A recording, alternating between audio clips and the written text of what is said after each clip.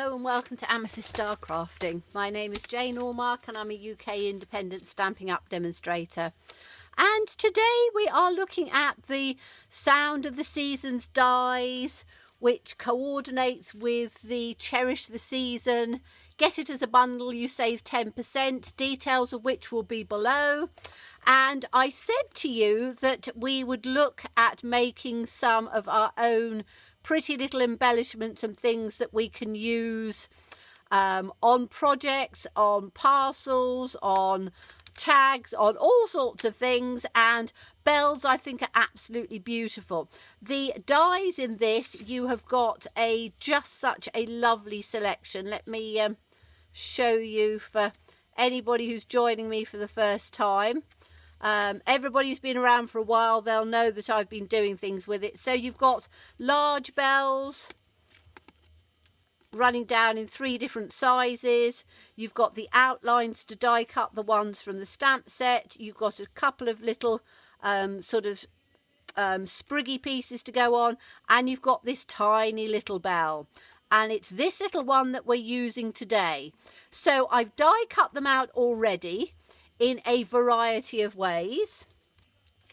I've also still got, which we're going to put onto one of them, the little die piece that I said that you die cut these out, and they're the strips. Whoops, that one's the last one coming out. I'm going to save that one.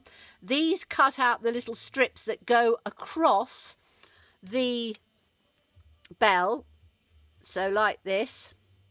And you this is a tiny one, so it's a very, very tiny little one here. I have done it on the self-adhesive sheets because I think that's going to be easier to stick them on than trying to get glue into a tiny, weeny little piece like this. So it's almost so small you can hardly pick it up. So there's me trying to get the right side of it. And tweezers might be a good idea, but you literally just put it in across. There's me tried to do it because it's very, very small, but I want to try and get it in there so it'll lie in that little groove. There is a little groove which the die cut cuts it out of, and I'm just going to have to slide it across because it's not quite. Whee! Yes, definitely one for a pair of tweezers, but whoop, once it's on, says me just lining it up where it needs to go. Just put it down that way. Okay, once it's on, it gives that extra little bit of dimension on there, which is lovely. Okay, so we're going to be making embellishments. I'm going to try 3 different ways for you to just show you different ideas. First one, really easy. What I've done is I've used, do you remember we used this one for die cutting these out in the brushed metallics? Well, I've just die cut one out. So it's on the foam sheets. And then I've cut one other one, which is the reverse side of it. So I've die cut it from this side, which means that I can then have it on the back, and the embellishment that can then hang. Do need a pokey tool to just poke the little centerpiece out. Says me. Let's hope it's just die cut through. I think it has.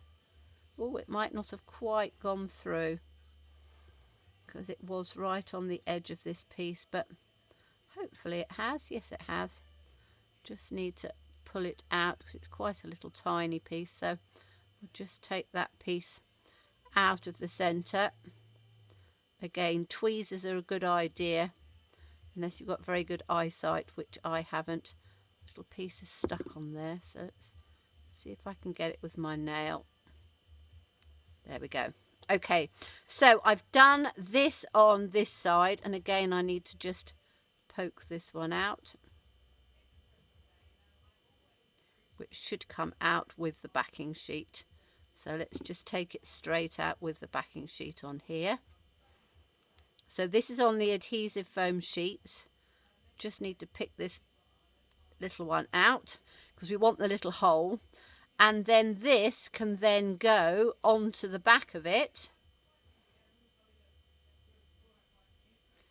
says me. I've got to try and line it up as best I can, but I think it should go in okay. Just wiggle it around a little bit. That's not right. Oops, take that off a bit. Okay, little ones are quite difficult, so you're going to have a little bit of patience with it. But once they're on, it should be fine. So I'm a bit more cat-handed than most people, so if I can get this on, which I'm trying to do at the moment. So yes, start it from the top, I think, is the easiest. That's better. Yep, so start it from the little tiny bauble bit first. And then you can just put a little bit of twine or something through on there, and you have it with the foam. If you want to just brush that, in fact, you could do it with, let me just get one of our, you can do it with a Stampin' Right marker. If you've got any from a while ago, which I have, we used to do Stampin' Dazzle, which is a gold marker. And what I will do with this, because I still have it, and any of you that do, is to just brush through on the side with the gold marker. And then once that's dried, it will not show the side. So that's a retired one. We do have our Stampin' Right markers, so let's do the other part with that. This is just crushed curry, which I think is probably the right sort of, yeah, that's actually a better colour than the gold. So just brush through on that foam bit and in on the centre. And then, as I say, the sides don't show to look a bit odd, as it were. And then all you need to do is to add, as I say, a little bit of twine, whatever twine you've got. We've got silver and various different twine in here. I've got this little one from a while ago, so I think that this will go straight through on the centre.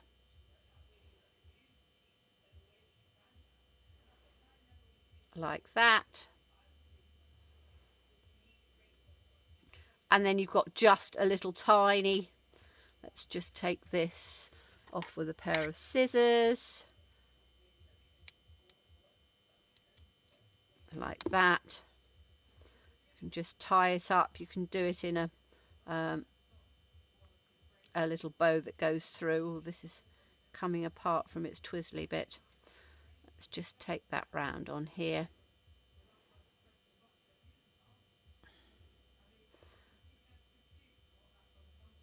There we go. So just like that. You can put it through, as I say, on your, or even the fine metallic thread would work. But you've then got a little embellishment that, as I say, you can hang on a little parcel.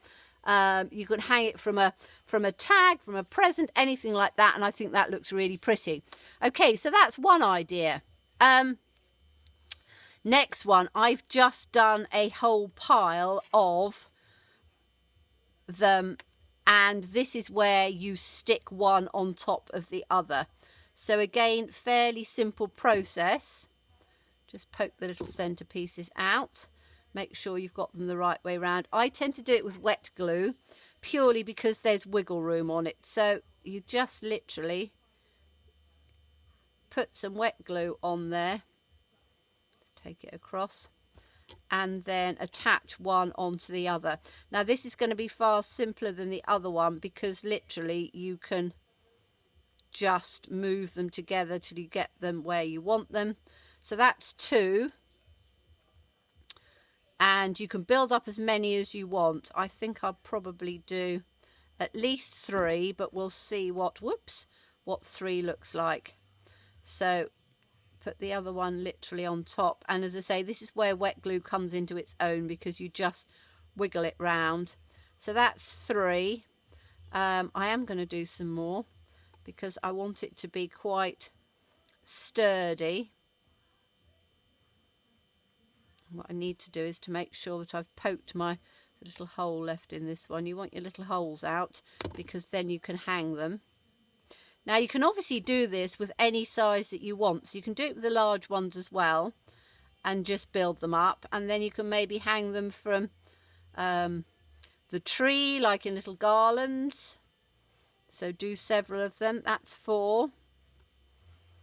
I might just do one more.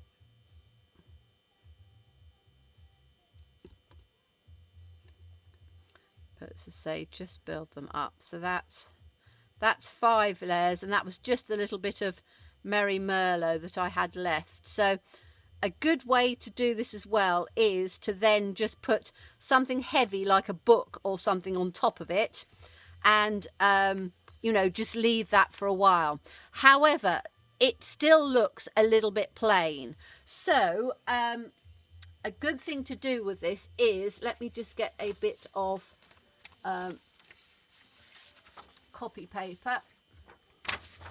I always fold that in half, and we are going to give it, make it look like a solid embellishment, we are going to do some embossing. So you just need your Versamark, and again it's a small piece, so the easiest thing is to put it the way round you want, press it down into your Versamark, and then just lift it off. Okay, and then we need clear embossing powder. So this is a clear embossing powder, and you're literally just going to cover it with the clear embossing powder, and then pick it up very carefully. Because you've done the sides, you can pick up the sides, take it off, whoops,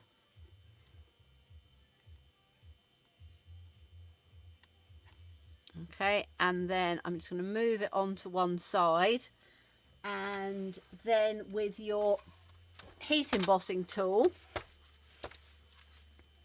you literally, and this again where your pokey tool can come into effect, I'm going to turn it on off, and you will get a little bit of a noise on here, but I wanted to show you the whole process because I know not everybody knows how to do this. So put the pokey tool in the centre, then you can put your, whoops, your heat embossing tool over the top, and it will then heat emboss in. We turn this off with one hand as I'm going. Okay, so you've then got one layer. While it's still slightly wet, because one layer really isn't enough, put it in again. So put it in the Versamark. Take some more. I'm doing it on this side so I can do it. When you do it yourself, you don't need to be doing sort of one side of the paper and the other. I'm just trying to do it to save a little bit of time, and again pick it up. So if you find that you get a finger mark on it, which it's quite easy to do because it's quite small, don't worry too much, because if you're building up the layers, it will come better after a while. Now this time I'm just going to try and put it in on the piece here, hold it for a second, take the heat tool again, and do a cross on the top, way blowing around, turn it off. Okay, let's pick this one up and see how that's doing. Okay, so that's 2. There's still just a little bit of a holy bit in the centre there, so I'm going to give it a third go, because the more you do it, the more solid it will become. So a little bit of Versamark again. And as I say, it's quite easy to just press it into the Versamark, turn it over. So this is our third go. Put it on this way, and then I can just put the embossing powder straight over. Okay, pick it up again, and because you've got the sides, you can pick it up by the sides relatively easily. Give it a little tap off, put it down on there. Quite a lot of embossing on that bit, but I don't think that'll matter too much. Just hold it by that piece. turn it on again and just take it up. Once your heat tool has got, that's better.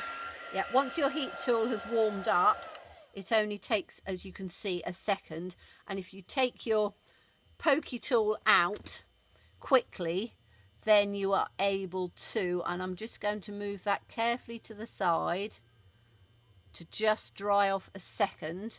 But Versamark is really good, and embossing like that gives a lovely glossy finish to it. Now, I didn't use the embossing buddy because I was doing the whole of the surface and I was building up layers. You can use it. It's such a small little bell that it hardly makes, it's not the easiest thing to be able to do. So just putting my clear embossing powder back in.